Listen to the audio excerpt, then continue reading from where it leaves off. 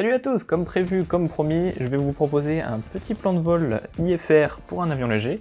Donc on va prendre l'exemple d'un vol entre Tarbes-Lourdes et Montpellier-Méditerranée en Piper PA24 Comanche 250.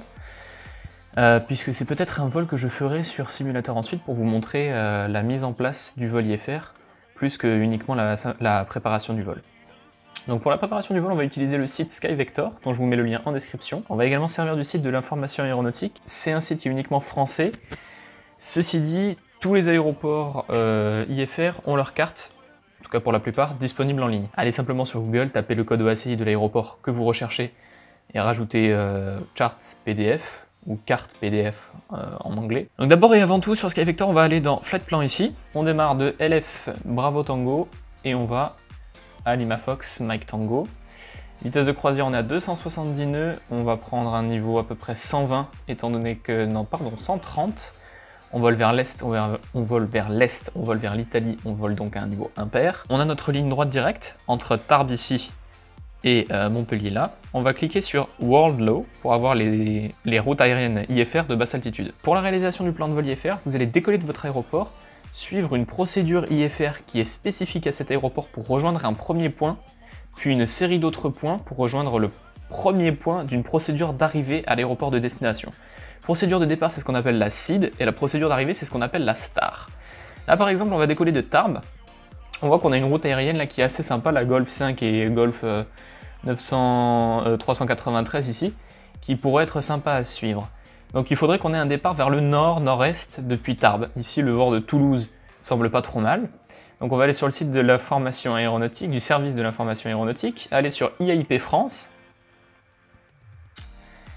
prendre les ERAC, les dernières ERAC, aller sur les aérodromes et chercher Tarbes-Lourdes-Pyrénées, descendre tout en bas de la page, et ici on va trouver les SID, donc les procédures de départ aux instruments, conventionnelles, pour toutes les pistes. C'est un petit aéroport, donc il n'y a pas relativement petit aéroport, il n'y a pas énormément de procédures IFR, donc tous les départs pour toutes les pistes sont indiqués sur une seule carte. Donc on voit qu'on avait le VOR de Toulouse ici, donc on pourrait suivre Toulouse 9 Sierra si on décollait face au sud-ouest, donc la piste 20, ou Toulouse 9 novembre si on décollait en piste 02. Donc dans tous les cas, notre premier point ici, ce sera le VOR de Toulouse. Donc on peut gentiment prendre notre route, cliquer sur notre route, l'amener sur le VOR de Toulouse, sélectionner ici le VOR de Toulouse, et on voit qu'il va tout seul nous mettre la SID, qui est Toulouse 9 novembre. Il prend par défaut la piste 02 en service. Maintenant, si c'est la piste 20, on voit que c'est Toulouse 9 Sierra, c'est pas énormément... Il n'y a pas énormément de différence. On va maintenant faire la même chose pour voir notre arrivée à Montpellier. On arrive par l'ouest, par le nord-ouest plutôt. Donc on va aller ici dans notre liste chercher Montpellier-Méditerranée. Pareil, en bas de la liste, carte relative à l'aérodrome. Et on va chercher maintenant les stars conventionnelles pour les pistes. Ici pareil, c'est pour toutes les pistes, étant donné qu'il n'y a pas énormément de procédures. On voit que pour une arrivée de l'ouest, on a le Brusque 6 ici, qui arrive par le point Afrique. Donc pour sélectionner ça, on va gentiment aller ici en haut à gauche, taper Afrique, le point Afrique, et le chercher. Il va nous le centrer sur la carte, il est là. Donc on va tout simplement prendre notre route, la mettre sur le point Afrique, rentrer ici le point Afrique comme étant le point de passage, et il va tout seul nous rentrer les coordonnées du point Finot ici, comme étant un point tournant, même si le virage est très léger.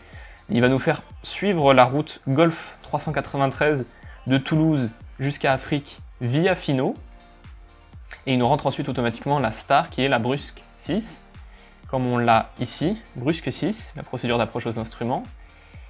Et voilà, c'est à peu près tout. Donc c'est assez simple à rentrer en soi, la procédure de départ ou d'arrivée. Ce qui est plus compliqué, c'est de l'appliquer et de s'en servir, que ce soit dans le simu ou dans la réalité.